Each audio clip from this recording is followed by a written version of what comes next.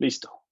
Bueno, pues entonces lo que vimos la sesión anterior fueron un conjunto de preguntas. En estas preguntas yo les mostraba algunas fuentes de información, ya se las presenté, les dije dónde encontrarlo al principio de la sesión. Y ahora lo que voy a hacer es comentar un poco del contenido de estos documentos. El contenido de estos documentos, este me gusta, el del IPCC. Este IPCC viejito lo conservo, pese a que, bueno, lo conservo porque en realidad habla sobre qué es lo que ha estado pasando en torno a las fuentes renovables de energía. O sea, esto lo aborda, me parece, de una manera bastante interesante. Am, Habla al principio, y bueno, y aparte de todo el tema del cambio climático, aborda particularidades en torno a energía. Y entonces aquí lo que está interesante es que habla de cada una de las fuentes renovables y demás. Entonces da un contexto muy general. Ese documento da un contexto muy general y no nada más ese. El documento de el mapa de ruta tecnológico de la energía eólica en México, si ya tuvieron oportunidad de descargarlo, descárguenlo y trae un antecedente también bastante interesante de toda la tecnología. Ese puede ser, por ejemplo, un muy buen antecedente para alguien que no tiene idea de cómo funciona, qué son los aerogeneradores y demás. Lo pueden encontrar ustedes ahí en este documento. Y ahí, en mi opinión, hace una muy buena síntesis incluso de qué es lo que pasa en México, ¿no? Hasta hace algunos años. En esta gráfica, lo interesante es el tamaño de los aerogeneradores. El tamaño de los aerogeneradores a lo largo del tiempo ha ido creciendo. La tendencia de esta tecnología es que cada vez se hagan más grandes a lo largo del tiempo. Tiene en particular tiene una justificación. Esa justificación es que los aerogeneradores, conforme más grandes, abates costos de la cimentación. Aquí es donde hay una gran cantidad de dinero puesta en la cimentación. Entonces, esa cantidad de dinero la puedes reducir cuando reduces el número de aerogeneradores. Es un componente grande de una granja eólica, tiene que ver con las cimentaciones, lo vamos a ver. En el momento que reduces la cantidad de aerogeneradores, pues entonces abates un componente importante de la instalación. Sin embargo, sí, ¿cómo haces entonces para generar mucho más energía? Pues lo que haces es poner aerogeneradores cada vez más grandes. Entonces, en la tendencia inicialmente, por ejemplo, que es la historia que ponen acá, es en los 80s, los aerogeneradores eran pequeñitos, ¿no? Del orden de los 17 metros. Comercialmente en México ya se encuentran instalados aerogeneradores que tienen potencias nominales entre 2.5 megawatts y 3 megawatts, ¿no? Que deben de andar entre estos dos espacios, ¿no? O sea, estamos instalando tecnología en México que fue desarrollada por ahí en el 2005, entre el 2005 y el 2010, ¿no? Esa es la tecnología que hoy es ya comercial. Y no nada más eso, ¿no? También decir que, bueno, este tema del abatimiento de los costos de generación, pues es uno de los grandes atractivos de esta fuente renovable de energía. Entonces, hay otro componente, ¿no? Bueno, y nada más para dimensionar los tamaños. El diámetro, por ejemplo, de las palas, de esta en particular, son palas que tienen 100 metros, ¿no? Y estos diámetros de rotor, pues 100 metros pues, es un campo de fútbol, ¿no? Son aerogeneradores bastante grandes, pero imagínense poner un aerogenerador que tenga, son 250 metros, que tenga pues 2 campos de fútbol, ¿no? Esas son cosas gigantes, ¿no? Bueno, o sea, este es un futuro, ¿no? Tener aerogeneradores de 20 megawatts, para allá va la cosa. Muy bien, entonces, para allá va la cosa. Esta gráfica me gusta mucho porque tiene un montón de información. Lo que hace es mostrarnos ¿qué es lo que ha sucedido desde el 2007 en el color azul a lo largo de los siguientes años hasta el 2015, que es el color naranja? O sea, aquí está graficando una serie de tiempo en barras que va del 2007 al 2015. Y así en todas las regiones, y podemos ver que quien ha tenido un boom en ese sentido de instalación, y esto es capacidad instalada. ¿Alguien sabe qué es capacidad instalada? La capacidad teórica que pueden producir un sistema. De acuerdo, tienes toda la razón, nomás que aquí se me fue. ¿Podrían decir su nombre cuando intervengan, porfa? ¿Quién fue? Soy Pedro. Gracias, Pedro. Tienes toda la razón. Esta es como la etiqueta, ¿no? Es la etiqueta que tiene el aerogenerador. Dices, este aerogenerador puede medir o producir 2 megawatts y eso es lo que genera, ¿no? Entonces, aquí lo que están sumando, pues es todas las potencias nominales, es decir, cuántos aerogeneradores sin saber cuánto producen, solamente cuánto se instaló, eso es lo que están contabilizando. Ojo que este dato puede ser un poco engañoso porque al final, si tú pones aerogeneradores en un sitio donde las condiciones de viento no dan, pues aunque tengas una gran capacidad instalada, pues la cosa no se va a mover, ¿no? Entonces, eso también hay que decirlo, ¿no? Pero bueno, ese es el indicador nomás, ¿no? De capacidad instalada. Entonces, muy bien. Pues aquí Asia, ¿no? Si lo vemos por región, ¿no? Asia es el que ha tenido en los últimos años el mayor crecimiento. Europa, pues ha sido bastante modesto. Pues esta distancia no es tan grande. Esta distancia no es tan grande. Latinoamérica andamos por acá anda África y por aquí anda Norteamérica. ¿Qué tienen en común? Bueno, la primera pregunta sería, ¿quién creen que sea el monstruo que está desarrollando el sector eólico en el sector asiático?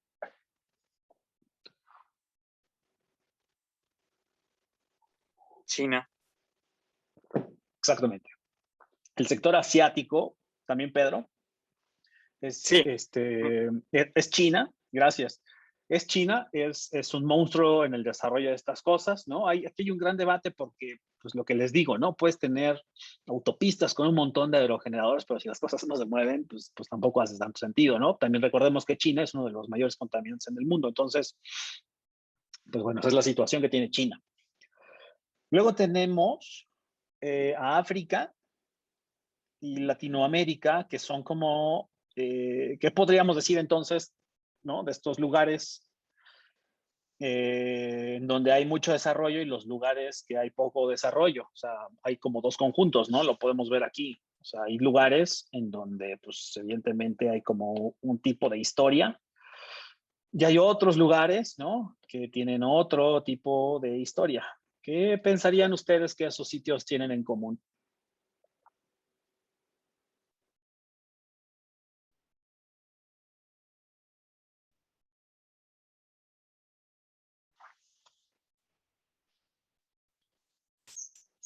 ¿No? Carla, La- adelante, adelante. ¿Quién fue? no, quería preguntar que si la región del Pacífico es Oceanía y el... Sí, sí. ¿Y qué tienen en común? ¿Qué podrían decirme que tienen en común? Bueno, hay dos sitios, ¿no? Los lugares en donde no hay desarrollo eólico o es muy escaso y hay lugares donde tienen un montón. Pero esos sitios que tienen poco desarrollo eólico, ¿qué tienen en común con los que tienen un montón de desarrollo eólico?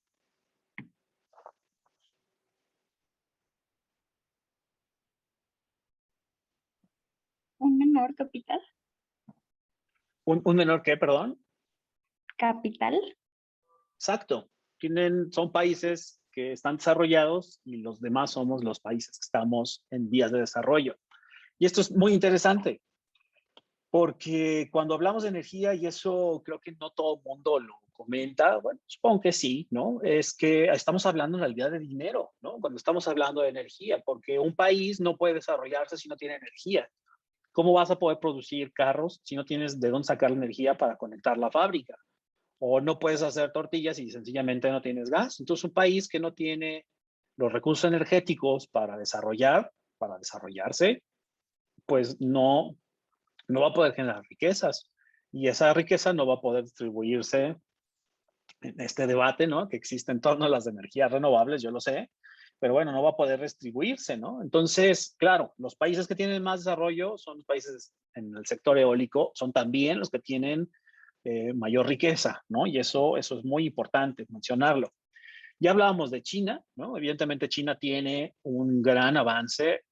Nosotros teníamos grandes avances hasta el año 2018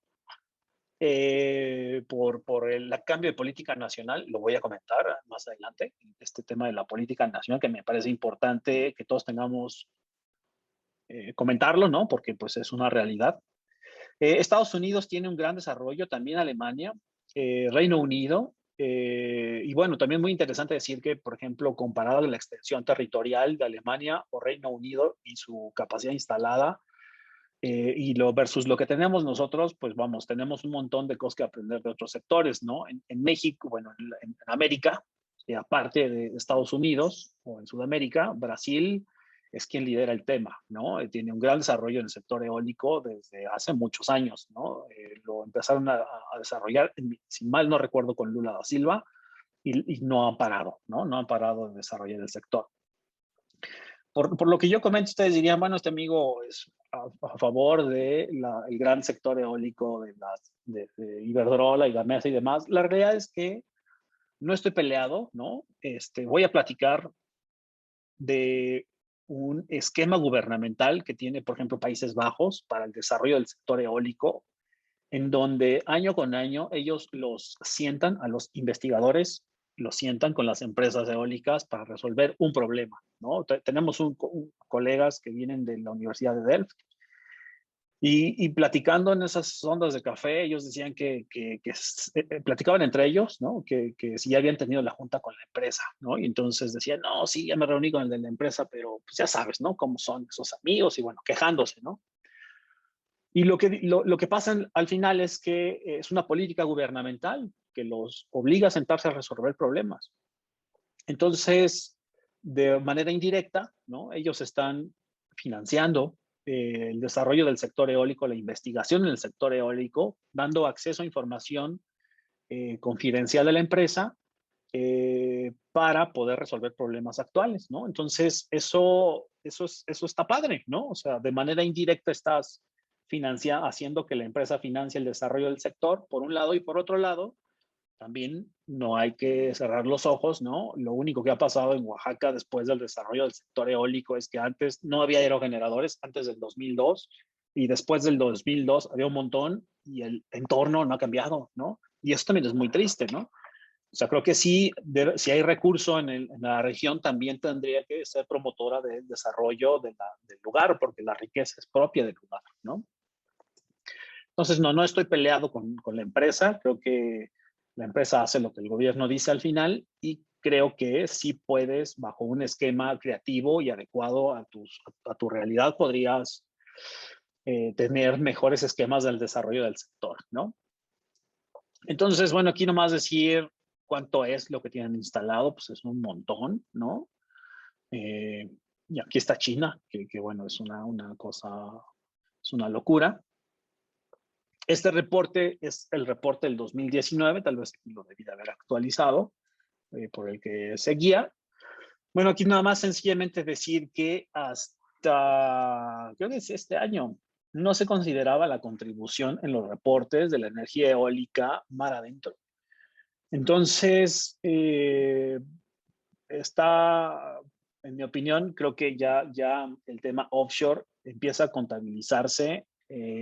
Los porcentajes en Europa todavía son pequeñitos. Cuando hablemos del tema offshore, lo vamos a platicar con más detalle porque en las regiones europeas nórdicas es en donde hay un mayor desarrollo, porque pues sencillamente las condiciones geográficas y las condiciones técnicas se dan. Eso y porque pues fueron los primeros en entrarle, ¿no?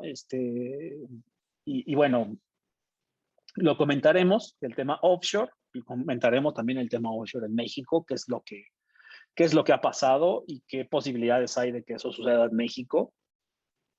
Le podemos pedir a Diego que nos haga una presentación y nos platique en su momento qué onda con el sector.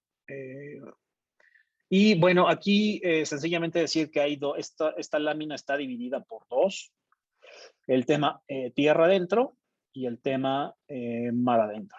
Entonces, en el tema mar adentro, hay muchos menos países que participan en el sector por la novedad, ¿no? Aquí podría destacar el papel que tiene Reino Unido. Reino Unido, tuvimos oportunidad de visitar National Grid en alguna visita a la Universidad de Reading, y el sistema de control es súper interesante porque ellos pueden a través del el entendimiento del entorno y evidentemente de la medición hacer un management adecuado de cómo abastecer energía. Y bueno, cuando tú no lo necesitas, seguramente habrá países vecinos que sí lo necesitan. Y entonces hay momentos, por ejemplo, que ellos exportan a las distintas regiones de Europa, ¿no? Entonces, pese a que Reino Unido evidentemente es una isla, tiene la capacidad de poder inyectar a Europa energía offshore, ¿no? Entonces eso es súper interesante. Y bueno, también decir que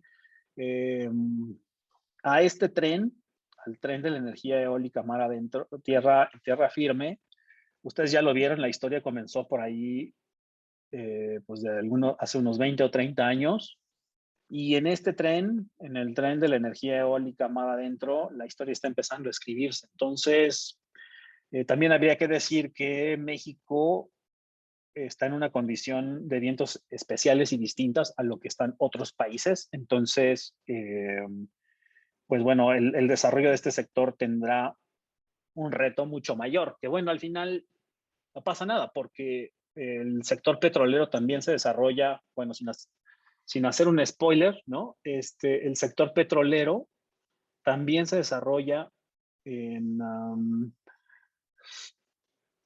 bueno, en condiciones nórdicas, se desarrolla en el Golfo de México, en donde hay un montón de ciclones tropicales. Y de todas maneras las cosas funcionan, todo funciona. Entonces es posible, ¿no?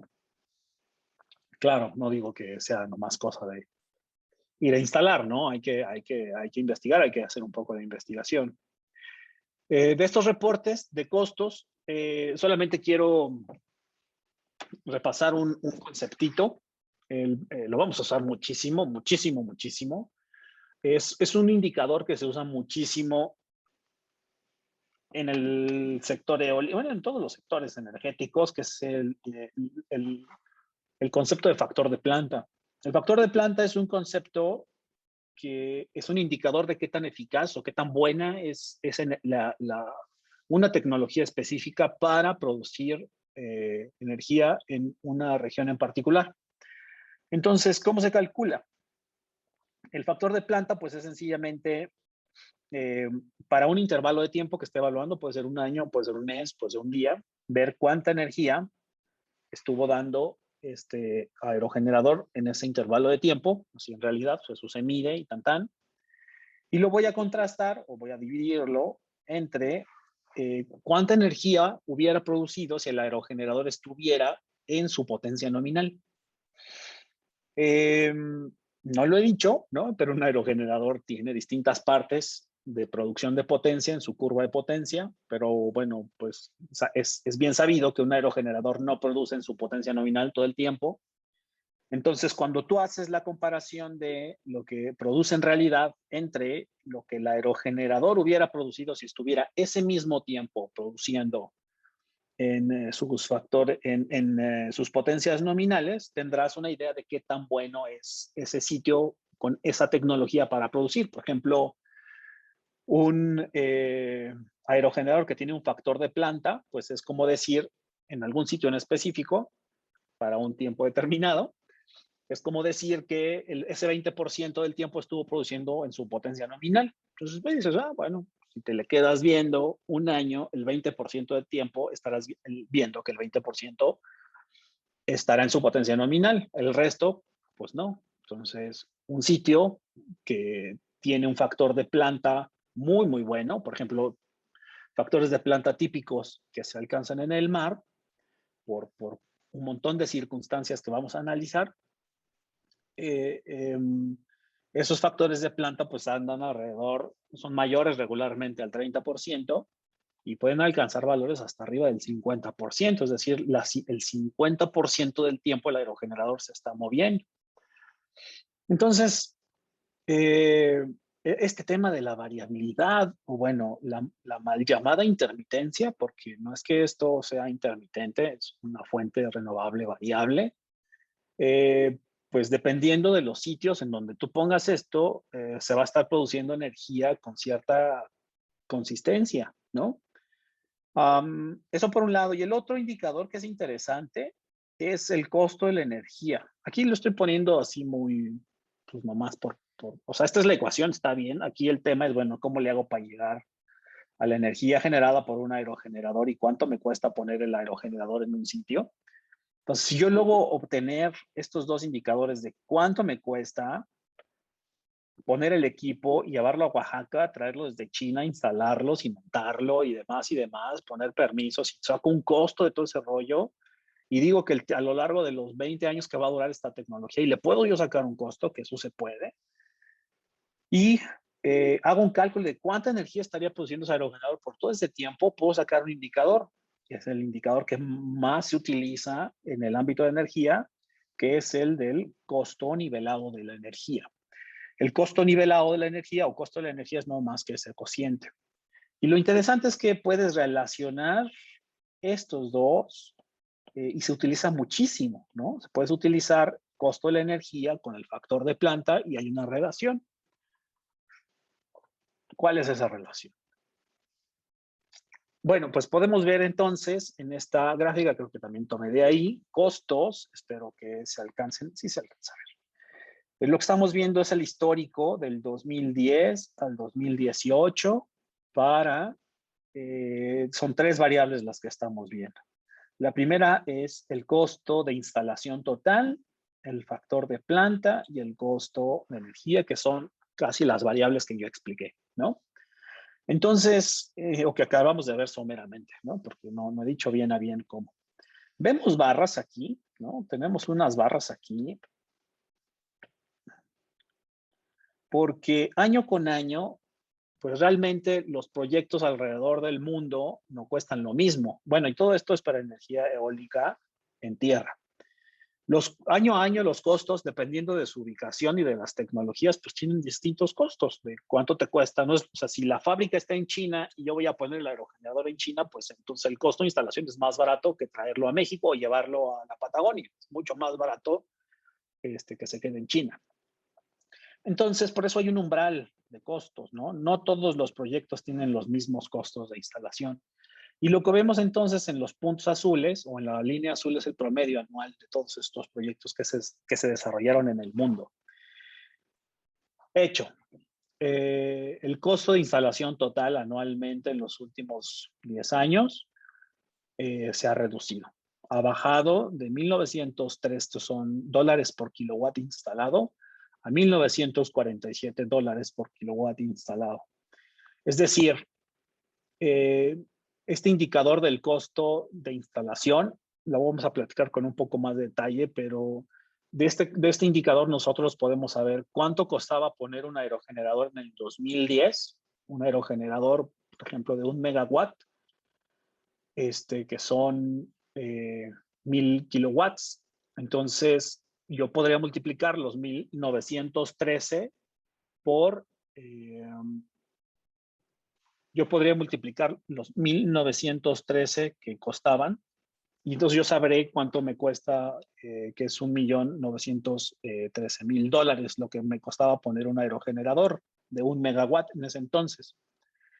Y pues resulta que ahora, para el 2018, costaba $1,497,000. Entonces, pues los costos han bajado, el primer hecho. El segundo es que los factores de planta han aumentado. Es decir, cada vez sabemos mejor cómo instalar los aerogeneradores en sitios de mayor producción. Y ustedes se fijan, aquí hay un rango. Hay un rango que va desde el 50%, por ejemplo, hasta el poco más del 20%. O sea, tenemos un rango mucho más grande. O sea, son pocos los proyectos eólicos que han alcanzado factores de planta muy altos, pero sí existen. Eso lo sabemos que son poquitos porque el promedio es bajito, ¿no? El promedio pues, es del 34%, pero sí hay proyectos que están por arriba del 50% en tierra, ¿no? O sea, sí existen esos proyectos. Comparado contra el promedio, que era del 27%, que eso era el término, ¿no? Aquí está Diego Canul, el dato que no encontrábamos, del 27%, pero esto es onshore. Y y esto pues ha ido aumentando, es decir, ahora sabemos, la humanidad sabe poner aerogeneradores y extraer más energía, porque la tecnología ha ido evolucionando, porque sabemos detectar los mejores sitios, etcétera, etcétera, porque sabemos hacer mejor management del sitio, etcétera, etcétera, etcétera. Y eso ha implicado que los costos disminuyan. Que antes costaban, bueno, siempre han estado bajitos, ¿no? Que son menos de 10 centavos de dólar por kilowatt hora. O sea, eso está bien barato, ¿no? El umbral, a ver si lo tengo aquí adelante, el umbral de fósiles creo que llega hasta los 20 centavos de dólar, el gas natural o el carbón. O sea, es mucho más barato esto, ¿no? En comparación con los combustibles fósiles. Entonces, el segundo argumento de la variabilidad, bueno, uno, el argumento de la variabilidad. O sea, si yo tengo un sitio en donde el 50% del tiempo, bueno, el 40% del tiempo, se está produciendo energía, pues entonces no es tan variable, ¿no? O sea, sí es, pero pues no tanto. O sea, no es que sea un valor aleatorio que se les ocurra que de repente deje de soplar el viento y se apagó. Eso no ocurre, ¿no? El fenómeno del viento se puede estudiar y se puede caracterizar. Y el otro que sale más caro y que eso es un mito, pues ya vieron que tampoco, ¿no? O sea, aquí están los datos, ¿no? El indicador del costo nivelado de energía indica que eh, los costos van bajando. Entonces, aquí pues no hay que ser científico, ¿no? Si les pusieran en la mesa un proyecto que viene con carbón o con gas natural para la generación eléctrica, en donde les dicen que cada vez el gas está más caro, que cada vez el gas y el carbón están disminuyendo, y que cada vez el gas y el carbón están generando mucho más gases de efecto invernadero y que están ocasionando mayor desastre en cuestiones de salud y demás y demás. Y por otro lado estás viendo dos claras tendencias, tres claras tendencias. Las tecnologías eólicas son viables. Cada vez eso es más barato y puedes producir energía eléctrica mucho más barato, más barata. ¿Cuál seleccionarían? Exprésense libremente, por favor.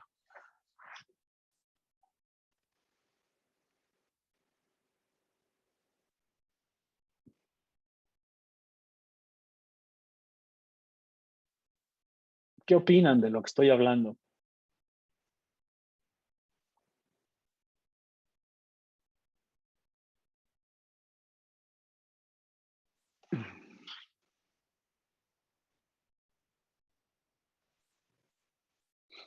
Bueno, yo veo que pues en general están bajando los costos y está subiendo el factor de planta. Entonces, cada vez se hace como más viable este tipo de tecnología, ¿no? ¿Y qué opinas entonces, Marian, del tema de lo que dice el gobierno el día de hoy? Pues creo que hace falta darle una oportunidad a estas energías porque pues sí es verdad que no se han tenido algunas buenas experiencias pues con algunas empresas que pues han, digamos que han llegado a instalar sus tecnologías y no han beneficiado a la gente de alrededor. Pero creo que lo que es malo no es la tecnología en sí, creo que es una buena tecnología que se puede aplicar, solamente que se tiene que tomar en cuenta también estos otros factores. En lugar de desechar por completo la tecnología, más bien aplicarla de una manera que pues pueda hacer crecer la economía para todos. Estoy de acuerdo. Sí, gracias, Marian. ¿Alguien más tiene algún comentario? Yo, Sí, Pedro. aunque los costos de generación de la energía eólica son a la mitad o a un cuarto de la generación de los combustibles fósiles, pues realmente creo que el verdadero costo, el verdadero problema en México no es tanto instalar estas nuevas tecnologías, sino renovar toda la red eléctrica para poder recibir pues que se alimente correctamente y que haya algún sistema de almacenamiento para estar suministrando energía durante todo el tiempo. Le acabas de dar al clavo, Pedro. El problema no es el tema de costos en contra de las renovables. El problema es un problema de inversión. El problema de inversión está relacionado con la modernización del sistema eléctrico nacional. Ese es el tema, ¿no? México, hasta el sexenio anterior, lo que había delimitado era una política en donde dejaba CFE de producir, permitía la entrada del sector privado para la producción, lo cual pues, puede ser debatible y demás. Que podemos platicar, la realidad es que este tipo de temas dan para ir a echarse una cerveza y platicar a gusto sobre esto. Pero el tema es que hasta ese entonces se permitía la generación, la entrada al sector de generación al sector privado. Entonces el papel de CFE se encargaba del monopolio de la distribución y transmisión. CFE les iba a cobrar el despacho y todo el rollo, el uso de las líneas de transmisión, pero eso implicaba que CFE tenía que invertir un montón de dinero para la modernización de la red eléctrica, porque tú puedes generar un montón de electricidad en el istmo de Tehuantepec, pero si no tienes la forma de extraerla y llevarla a los sitios en donde hay demanda, por eso, por ejemplo, Baja California Sur, que es una locura pensar en llevar energía hasta allá porque está súper lejos, ¿cómo puedes entonces tenerlo? Pues es un problema de inversión. Entonces, el gobierno actual lo que decidió es no invertir en el sector transmisión. Por eso pone en la mesa, bajo un montón de argumentos, ¿no? Mucho más sociales, en mi opinión, que también son válidos, pero que no son únicos, en donde puedes poner aerogeneradores en redes distribuidas. O sea, ellos están pensando en poner, en esta visión de renovables, ellos están pensando que pues poner aerogeneradores de pequeña capacidad y módulos fotovoltaicos será la forma en que México abordará, pero pues hay que poner un chorro de aerogeneradores pequeñitos para alcanzar las metas que se han puesto para el 2020, 2030 o 2050. Escojan, bueno, 2030 porque ya el 2020 ya se nos pasó, para el 2030 y 2050.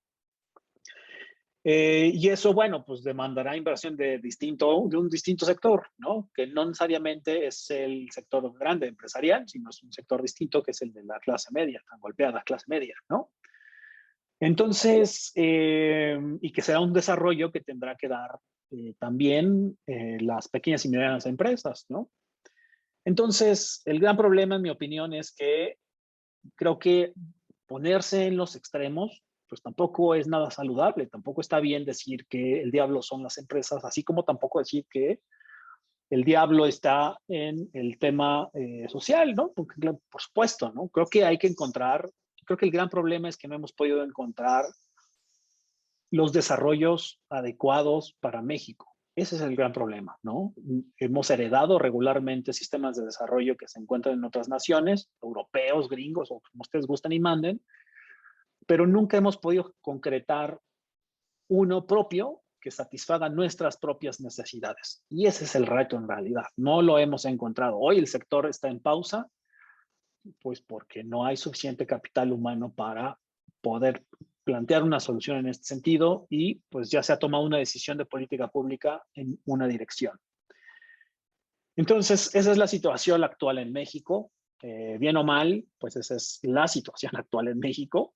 Y bueno, lo que me da mucho gusto es saber que pues evidentemente están muy informadas. También decir, bueno, aquí ya nada más lo presento y aquí está, ahora sí, Diego Canul, la gráfica que no encontrábamos, que esta es la de energía eólica offshore. Aquí ya la puedes ver, perdón, aquí está. Esta sí ya es la energía offshore. Aquí debe andar el umbral, Diego, de los promedios que son mayores al 38%, ¿ya lo viste? Al 30% regularmente los promedios de los últimos años, entonces no está tan arbitrario el umbral que seleccionaste. Y básicamente, algo que decir es que no es tan estable como su contraparte en tierra, ¿no? Aquí es mucho más variable todavía, pero hay una tendencia, ¿no? La tendencia es que esto a lo largo del tiempo vaya estabilizándose y vaya bajando. Muy bien, entonces, otra gráfica que está padre es esta. Tiene un montón de información. Aquí podemos ver, y esta creo que ya es viejita, esta la saqué creo que del IPES hace un montón de tiempo. Aquí podemos ver en el eje de las X los factores de planta. En el eje de las Y podemos ver los costos de generación. Creo que en la gráfica de la izquierda,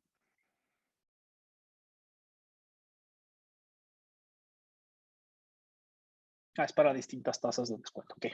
En la gráfica de la izquierda, que es la que yo estoy utilizando, la otra, a ver, te la explico. Entonces, lo que vemos es una relación entre los factores de planta y los costos de la energía. Como siempre, en todas las cuestiones monetarias se ponen, bueno, se analizan dos escenarios, el escenario en mar, el escenario en tierra, y se ponen umbrales de cuánto cuesta un mínimo de cuánto cuesta poner la tecnología, un máximo de cuánto cuesta y evidentemente el promedio de cuánto cuesta poner la tecnología. Muy bien. Entonces, pues con esto, lo que podemos ver aquí de una forma mucho más clara son estas dos tendencias, ¿no? La energía eólica, aún en mar adentro, aún tiene una tendencia en irse reduciendo en función de los factores de planta, es decir, si tienes un factor de planta alta, los costos van disminuyendo y eso está padre porque el indicador nos está diciendo que mientras más energía estás produciendo, seleccionas mejor la tecnología, el sitio y demás, los costos van a disminuir y eso es un poco lo que explica la tendencia. Y algo que incluye también esta gráfica es lo que ocurre con distintos sitios alrededor del planeta. Tenemos una barra que está poniendo el comportamiento de China, aquí está. Otra barra que está poniendo el comportamiento de la región europea, con regiones de vientos bajos, en donde sus factores de planta van entre el 15 y el 30%. China se encuentra entre un 18 y un 35% con factor de planta. Estas grandes planicies de Estados Unidos, que es esta parte central, ¿no? De Estados Unidos, tiene factores de planta altos, ¿no? Entre mayores al 30 y un poco menores al 50%, 48%. Los proyectos europeos más adentro, pues tienen factores de planta mucho más altos, ¿no? Que andan entre el 30 y el 45%, típicamente más altos que lo que se encuentra en tierra. Y pues lo que vemos es que mientras más alto es el factor de planta, más bajos son los costos de generación. Este es un dato viejito, el 2005, pero bueno, ahí está el dato. Aquí la pregunta es, ¿cuál creen que sería un factor de planta típico o factor de capacidad, que es lo que le estoy poniendo acá, de Oaxaca?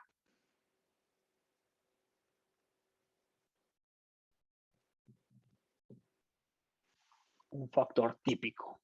Aquí hubiera hecho una encuesta, hubiéramos hecho una votación y lo hubiéramos decidido por votación, pero pues no se me ocurrió. ¿Quién nos puede decir, Lisania, qué opinas?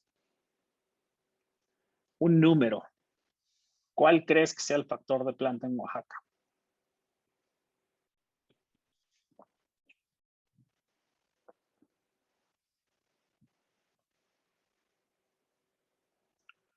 Lo están poniendo acá. Muy bien. 40, 35, 38, 20. A ver, lo voy a apuntar. Lo están viendo en el chat, ¿no? 40, 35, 15, 42, 30. Muy bien. 45, un aventurado por ahí.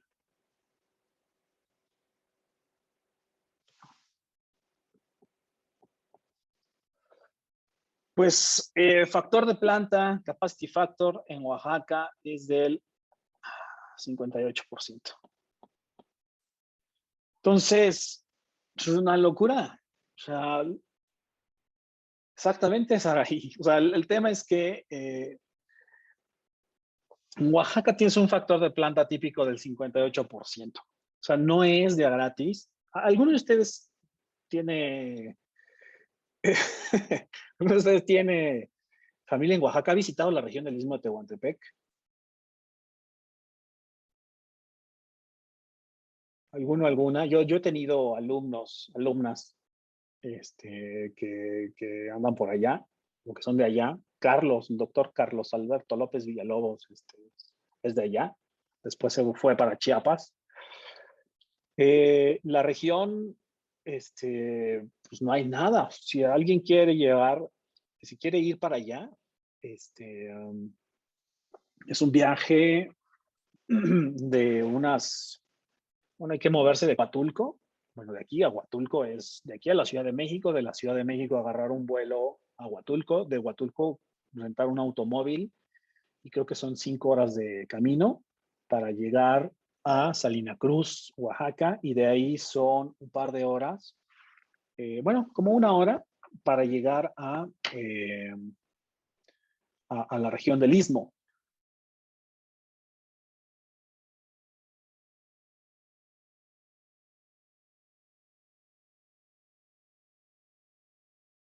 Discúlpenme, para llegar a la región del Istmo a Itza se le fue el internet, que no se preocupe, le vamos a subir la grabación, que esté atenta. Entonces, 58% en Oaxaca, es decir, no es de gratis, ¿no? O sea, el viaje que les acabo de platicar está complicado para nosotros llegar, pero no importó porque es el lugar en donde hay más aerogeneradores instalados. Diego, ¿te sabes el dato actualizado de capacidad instalada en Oaxaca o Gus? No sé si ande por ahí Lulú. En Oaxaca no sé si concentra el 80% de la capacidad instalada en México o es el 60%. Creo que sí, cerca del 80. Cerca del 80, vamos. Entonces, imagínense, o sea, debe haber instalado cerca de unos 6,000 aerogeneradores. No, menos. Habría que hacer el cálculo, a lo mejor se los dejo de tarea. ¿Cuántos aerogeneradores hay?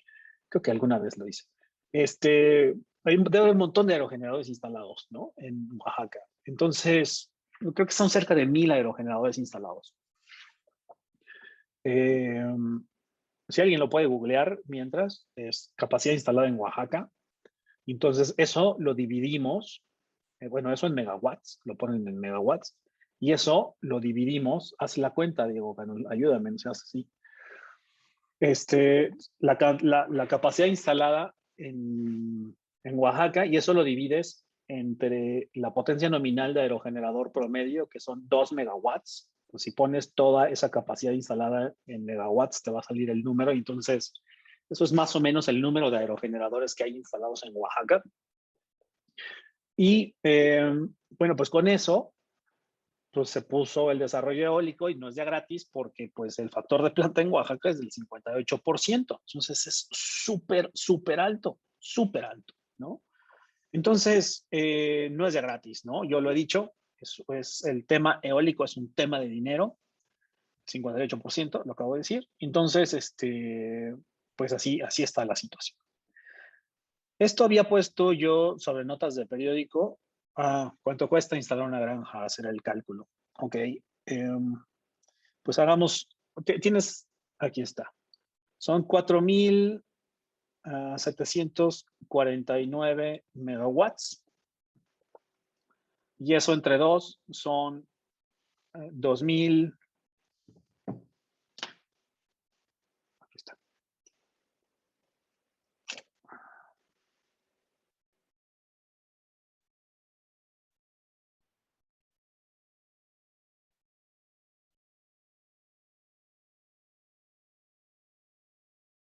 Exacto, gracias. 2,375 aerogeneradores, más o menos. Entonces nos falta hacer esta cuenta. Bueno, ahorita lo hacemos. Entonces en Oaxaca, vamos a ponerlo aquí. Y aquí hay más o menos, o sea, considerando aerogeneradores de 2 megawatts de potencia nominal, alrededor de 2,375 aerogeneradores. Y traer 2,375 aerogeneradores no son enchiladas, ¿no? O sea, tuvieron que recalcular curvas y demás, ¿no? La pregunta de, bueno, ¿cuánto cuesta entonces poner un aerogenerador? Vamos a poner. Un aerogenerador promedio tiene un costo, tiene una potencia nominal de 2 megawatts. Ya lo dije, ¿no? Entonces esto, porfa, apúntenlo ahí a un ladito porque no voy a mover de lámina. 2 megawatts, que son 2 millones de watts, que son 2,000 kilowatts, ¿no? Ok. Entonces, voy a regresarme a estos costos. Entonces, aquí son, el cálculo que yo quiero hacer es para 2,000 kilowatts. Esta es la potencia nominal del aerogenerador. Y pues el costo lo podemos tomar de aquí. Este es el costo de instalación. El costo es de 1,000. Entonces aquí la gran pregunta, ¿no? Si un kilowatt cuesta 1,497 dólares, ¿cuánto me cuesta poner 2,000 kilowatts?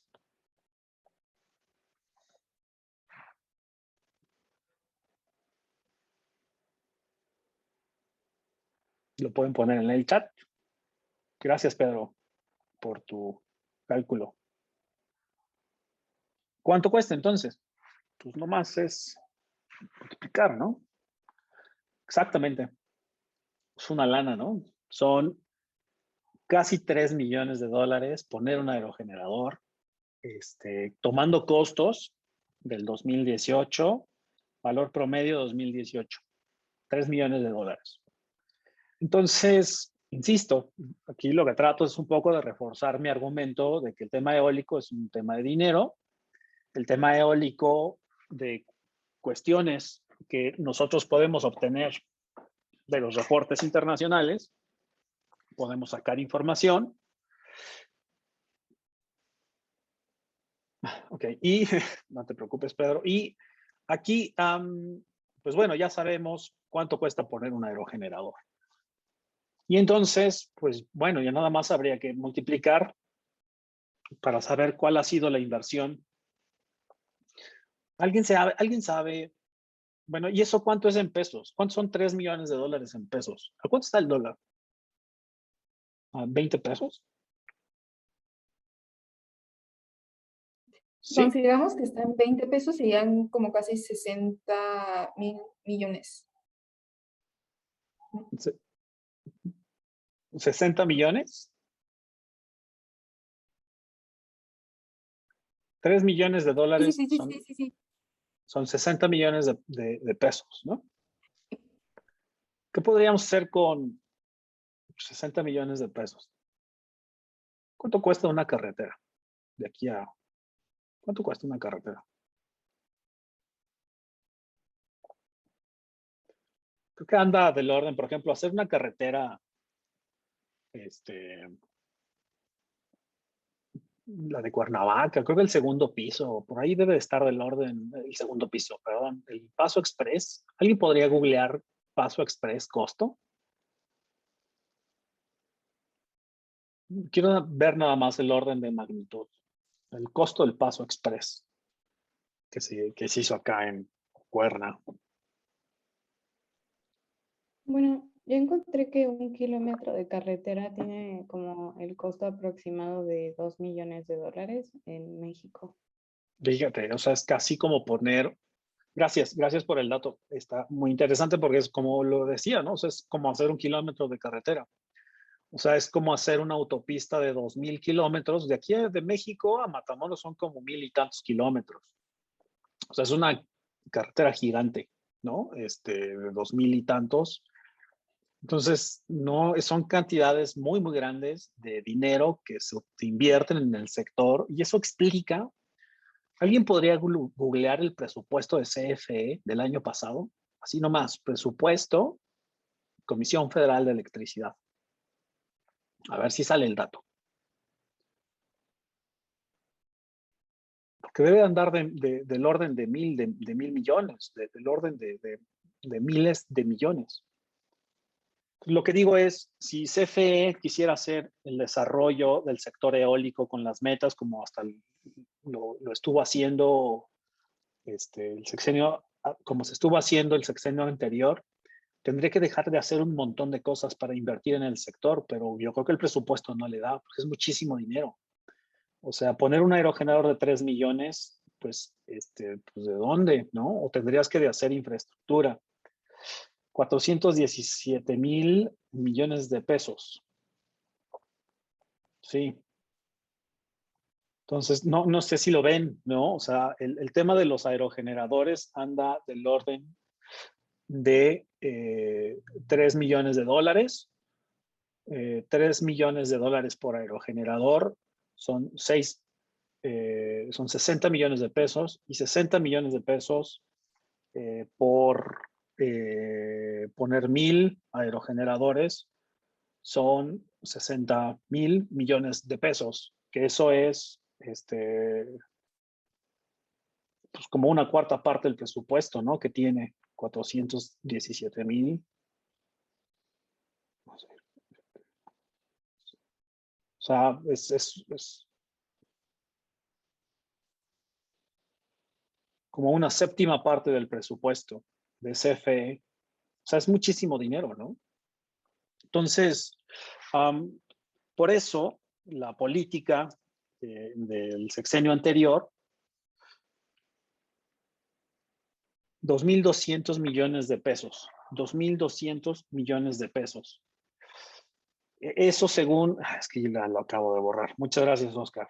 Lo quería comparar como eso a cuántos aerogeneradores, pues habría que dividirlo entre 60 millones, entre 60, ¿cuánto es eso? 2,200 entre 60. Casi 37. Pues alcanzaría para poner 37 aerogeneradores. Pues muy poquitos, ¿no? O sea, es una grosería, ¿no? También, eso también creo que nos permite dar un contexto. Ahorita vamos a entrar al tema mexicano, espero no tomarme mucho tiempo más. Ha estado muy interesante esta plática. O sea, estos números no los traía pensados, pero bueno, lo que me interesaba era un poco comparar las magnitudes de esos dineros, de cuánto cuesta poner un aerogenerador con una obra pública que aquí está, y nos alcanzan para poquitos aerogeneradores, ¿no? Y bueno, pues esas inversiones pues son inversiones macro, ¿no? Que se hacen, pues no siempre se construyen los pasos express, ¿no? O sea, es una vez ahí de vez en cuando. Entonces, por eso la apertura al sector. Pero también entiendo, ¿no? La iniciativa privada pone este capital con cierto riesgo y tiene que sacar ganancia, porque pues ¿de dónde sacamos el dinero, no? Pero pues también creo que hay que tener un escenario justo, ¿no? Como bien lo mencionaba su compañera Mariana al inicio, ¿no? Sí, gracias a todos y a todas por nutrir el chat. Lo puedo seguir bastante bien en la discusión. Y finalmente, bueno, no finalmente, esto que estoy mostrando acá, perdón, me brinqué así como. Estos reportes se hacían en el sexenio anterior con una frecuencia de 6 meses. Bueno, esta es la perspectiva de energías renovables, esto ya no existe. Había bueno, en esto se reportaban parte de estos compromisos en este proyecto, bueno, en esta perspectiva era reportar el avance del sector cada 6 meses y se tenía un seguimiento bastante puntual de los desarrollos eólicos en México cada 6 meses. Estas son las metas que se pusieron para la capacidad instalada. La realidad es que ya no sé si esto esté vigente, yo creo que no. Yo creo que a partir del 2018 estas capacidades instaladas ya no han. Si alguien tuviera a la mano el PRODECEN, y podría checar cuál es la capacidad instalada. Y ahí ya podríamos contrastar. Hay un capítulo, no me acuerdo cuál es el capítulo. Ahí se podría checar cuál es la meta de capacidad instalada para el 2021, que en este caso era de 30 y... No es cierto, era de 8.500 megawatts, que es la línea verde. Es capacidad instalada en verde. Lo adicional es lo que se instala versus el año anterior y la generación, que esto es la generación. Y bueno, lo que vemos aquí entonces es que pues hay, digamos, un crecimiento bastante modesto. Esto es lo proyectado, no sé si es lo real. Pero para el 2020 se tenían planeados 8.050 megawatts de capacidad instalada. Y eso no sé si haya ocurrido, ¿no? Habría que checarlo y ver si se llegó a esta meta de generación, que es de 26.730, que tampoco no lo sé. Si alguien tiene a la mano el PRODECEN, podría hacernos el favor de revisarlo y decirnos qué tan alejados estamos. Esa podría ser una muy buena pregunta. Puede ser un cuestionario en algún momento. Y siempre que voy a esta clase digo lo mismo. Ok, estos son los reportes. Estos son los reportes que se hacían casi cada semestre. Es el reporte de avance de energías limpias. El último que salió evidentemente fue en el 2018. Están bonitos porque siempre eran iguales, ¿no? Tenían el tema de fósiles, renovables limpias. Insisto que la información mucho más actualizada es la que pueden encontrar en el PRODECEN. El PRODECEN sale año con año y demás, entonces pueden echarle ahí un ojito. La generación en renovables es el 30%. Otras limpias, pues ya sabemos cuáles son las otras limpias, que son estos ciclos combinados con algunos límites de generación y demás y demás. Y bueno, la nuclear, que es un porcentaje pequeño. Y aquí está cómo estaba distribuido para ese entonces la energía eólica. Creo que hoy está pues, en algo muy parecido. Está en algo alrededor al 5%, 6%. La capacidad instalada es de 4.367 megawatts, o sea, del 2018 al 2020 eran de los 4.000 a los 8.000 megawatts de capacidad instalada. Esa era la meta, de 8.000, si mal no recuerdo, la lámina anterior. Los porcentajes de penetración a lo mejor se mantienen muy parecidos, pero esa era la meta. Y bueno. Ok, y esto es ya con energías renovables, extra limpias, capacidad instalada. Esta es capacidad instalada, perdón. Capacidad instalada. Y ya la generación, que es esta, es un poco menor por el término del factor de planta, ¿no? Lo que platicábamos, que aunque tengas una capacidad instalada, el aerogenerador no se mueve todo el tiempo y aunque no se mueva todo el tiempo, pues ahí está que se disminuye un poquito esta generación y la participación en la matriz energética. Esto es lo que también reportaban, ¿no? Esto está interesante porque ustedes se fijan la historia alrededor del mundo, y a lo mejor por eso está. En México inicia con 6 megawatts instalados en el 2004. En el 2004. Y en el mundo iniciaron en los 80s. Y nosotros estamos 20 años después, ¿no? Cuando iniciamos, nomás tenemos un rezago como de 25 años, ¿no? Una cosa así. Y ya después, bueno, aquí hay un parteaguas, que es el 2011, que es la Ley General para el Cambio Climático. Aparecen distintas figuras para la generación. Los generadores independientes, los de autoabastecimiento y luego ya la apertura del sector mucho más adelante, ¿no? 2014, 2015, ¿no? Muy bien. Muy bien. Bueno, aquí solamente comentar el mapa de ruta de energía eólica en México. Son 2 detalles de los que tengo que comentar antes de terminar. Y el PRODECEN. Entonces, mapa de ruta lo voy a buscar. Voy a dejar de compartir esta pantalla y voy a abrir el navegador. Voy a volver a compartir, pero ahora, eso tampoco, es esto. El navegador, ustedes están viendo ahora mi navegador con el link de Diego. Y bueno, aquí está, esto tal vez un poco más claro. Entonces voy a buscar el mapa de ruta.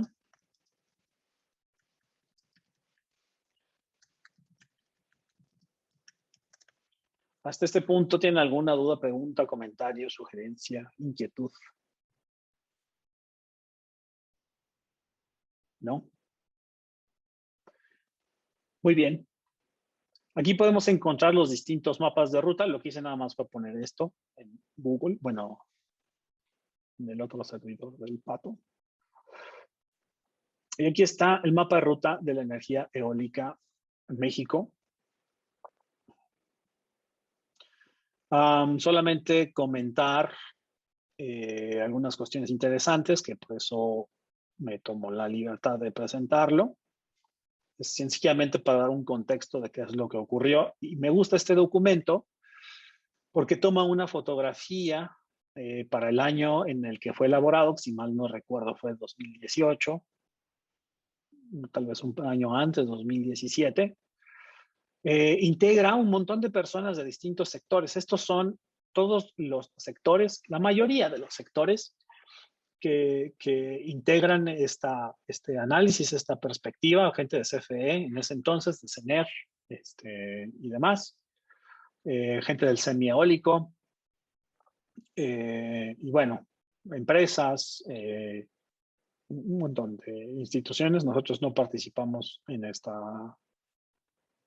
documento, pero lo que habla de este documento es sencillamente el diagnóstico de qué es lo que hay en el tema del sector eólico. Entonces inicia con unas generalidades de energía eólica en México, centrales eólicas, generación distribuida, qué son los aerogeneradores, el mapa de el desarrollo de proyectos eólicos. Entonces da un contexto interesante, es una fotografía, miren, esto es 2015, entonces el documento desafortunadamente pues ya está un poquito viejito y es una tristeza porque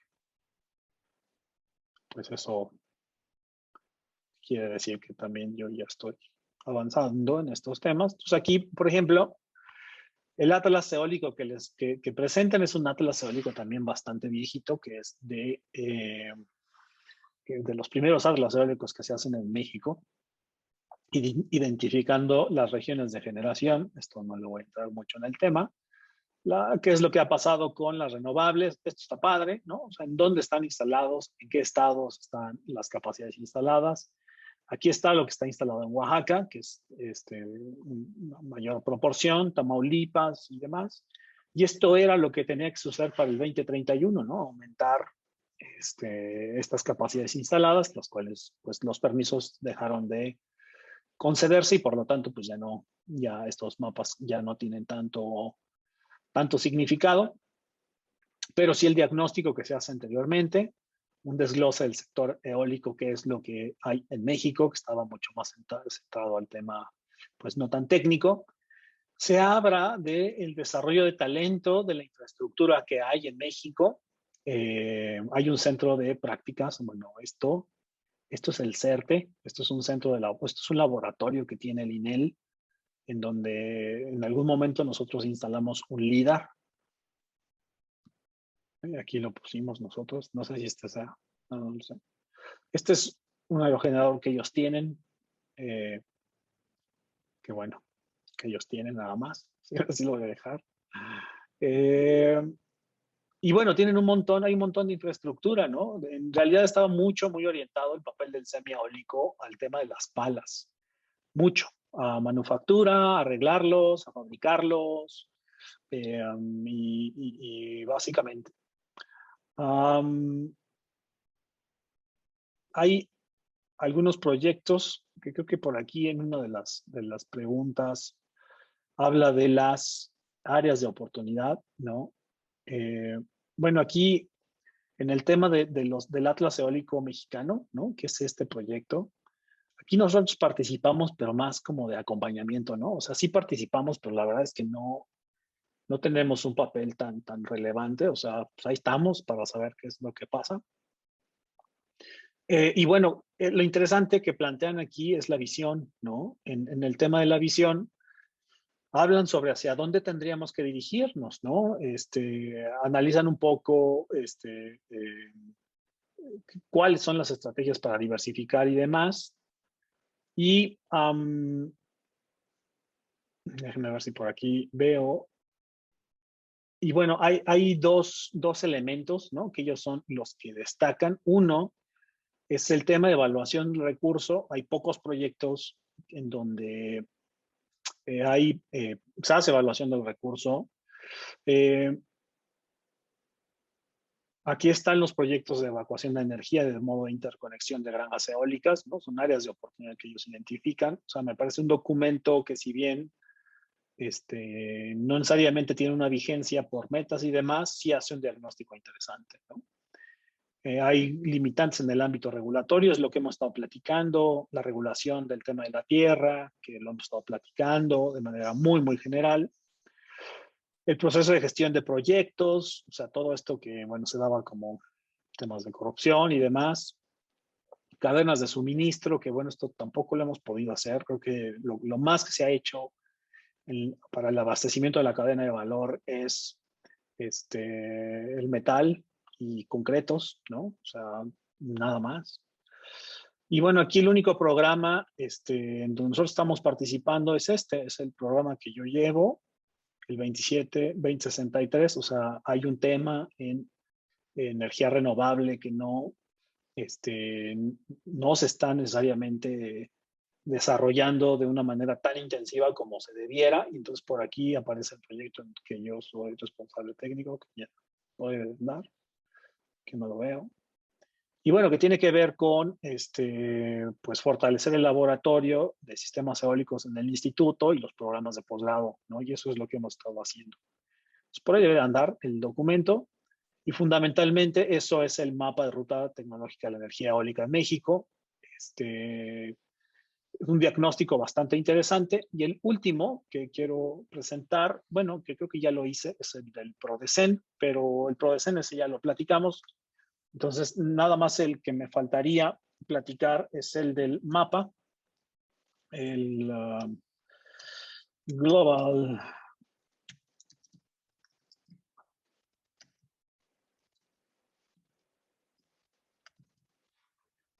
y es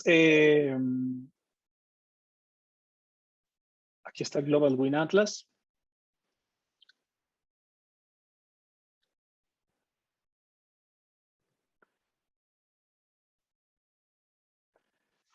Y bueno, lo presento y lo cierro. Quiero cerrar con esto. Bueno, yo lo mencionaba hace ratito, ¿no? Bueno, colores rojitos es bueno. Estos son velocidades de viento en metros sobre segundos. Espero que se vea bien. Ahorita lo aumento un poco. La altura que están presentando es a 100 metros. Y lugares rojitos en Estados Unidos es la parte central. Aquí está. Y vamos a ver los lugares rojitos en México.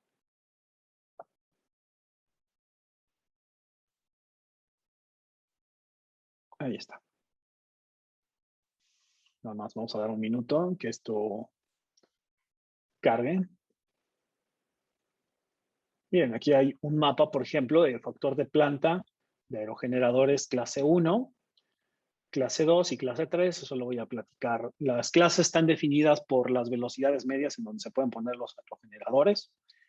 Las velocidades medias de viento, la densidad de potencia es un calculito muy sencillo que vamos a ver en alguna sesión más adelante y demás, ¿no? Entonces aquí lo único que uso para cerrar esta sesión sencillamente es identificar las zonas con potencial eólico en el país. Va a aparecer el factor de planta. A ver, vamos a ver si esto lo filtra. Voy a poner el factor de planta para un clase 1. Y vamos a ver qué pasa con la región de Oaxaca. Carga. Hasta este punto alguno o alguna persona tiene alguna duda o pregunta. Y este es el factor de planta anual, es lo que dice. Pues esto se está tardando.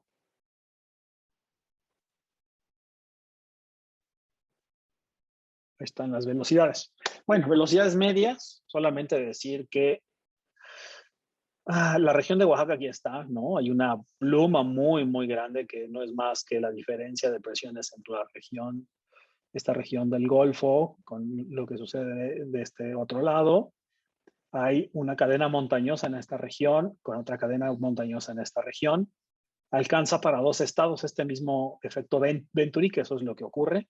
Es para la región del Istmo de Tehuantepec, que eso es Oaxaca, aquí. Y aquí se ve la cadena montañosa, aquí se ve un poco menos de topografía, con algo de imaginación.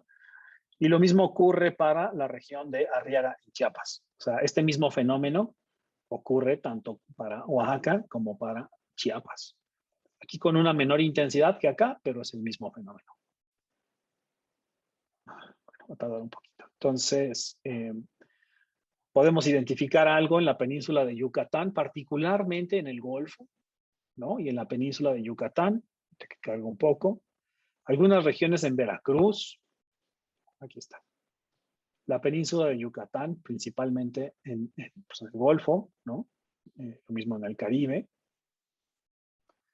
Algunas regiones en Puebla, ¿no? Que esto es entre yendo de Puebla y Veracruz, hay unas regiones en donde hay aerogeneradores. Regiones centrales en México, que es prácticamente toda esta región central, ¿no?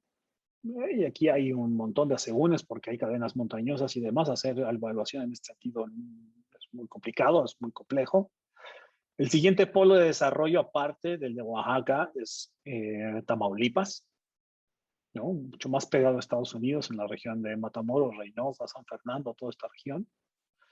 Nuevo León tiene una parte también importante, ¿no? Uno de los proyectos que se cancelaron fue la línea de transmisión para extraer toda esta energía hacia acá, ¿no? Un contexto político totalmente distinto al de Tamaulipas con el de Oaxaca. Región central.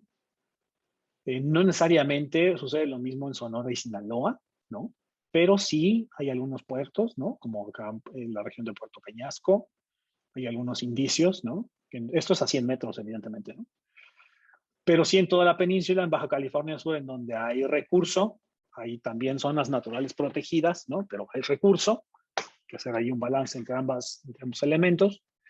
Y la otra, que es Baja California, que lo tiene muy, muy bien identificado, ¿no? Todo esto lo que ocurre acá, la región de la Rumorosa, porque, bueno, pues no está por más decirles que uno de los sectores de Estados Unidos que tiene una gran apuesta a la electrificación del transporte es California, y entonces pues ellos demandan de energía que se exporta de Baja California a California. Muy bien. Y creo que de mi parte algo en Jalisco, miren por aquí hay algo en Jalisco. Muy bien. Con esto dejo de hablar ya del recurso como tal y sencillamente para regresar a mi presentación y ahora sí hablar ya de la última parte de lo que para cerrar la sesión de hoy y solamente decir que pues como veremos en las siguientes sesiones pues la energía eólica no es más que transformar la energía cinética del viento y transformarla en energía eléctrica.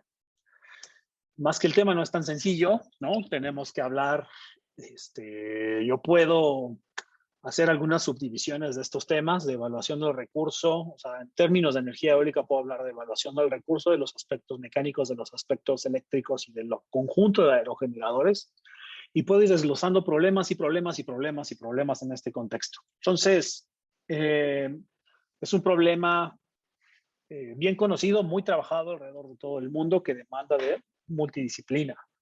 Un solo especialista no necesariamente es el que va a saber manejar todos estos temas en energía eólica. requiere del esfuerzo de múltiples disciplinas, y aquí pues me estoy brincando estoicamente las sociales, ¿no? Para todo el tema que hemos estado platicando, pero pues pues eso es lo que hay lo que hay en el sector, eso es lo que el problema en donde tendremos que trabajar, y entonces a lo largo del curso iremos abordando alguna de las mayores problemáticas, desde la factibilidad económica, desde las proyecciones, desde el diseño de los aerogeneradores, un poco de aerodinámica, más bien un poco de aerodinámica y un poco más aerodinámica, mucho menos diseño. Del tema eléctrico lo abordaremos brevemente, y de granjas eólicas pues hablaremos de los modelos de estelas y demás y demás. Esto es lo que vamos a ir desarrollando a lo largo del curso. No sé si alguien tuviera alguna duda, pregunta o comentario. ¿No? A ver, aquí hay algo en el chat. En un minuto. No. Ok, gracias, Saraí. Muy bien. Bueno, pues si no hubiera más comentarios, pues les doy las gracias por acompañarme en esta sesión. Nos podemos ver lo voy a dejar hasta aquí, y hasta luego. Y con esto voy a dejar de grabar. Muy bien. Ya dejé de grabar. Y ahora sí, si tuvieran alguna duda o pregunta, pues lo podemos platicar, y si no, nos vemos en la siguiente sesión. Les pido por favor que revisen, que tengan acceso a la página de internet. Estoy explorando la posibilidad de poner un Moodle o una cosa así, nada más que pues no me da la vida para armar todo, pero pues vamos viendo cómo va avanzando la cosa. Y cualquier duda, pregunta o comentario, pues me pueden escribir y estamos en contacto. No sé si hay algo más. Diego Canul, creo que es importante que programemos una sesión de Python para la siguiente. ¿Cómo ves?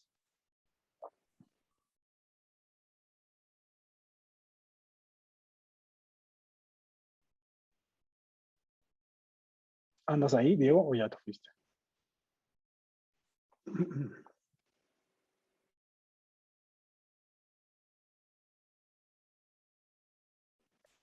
Creo que no está. Bueno, no he dejado, dejé de compartir, no dejé de grabar.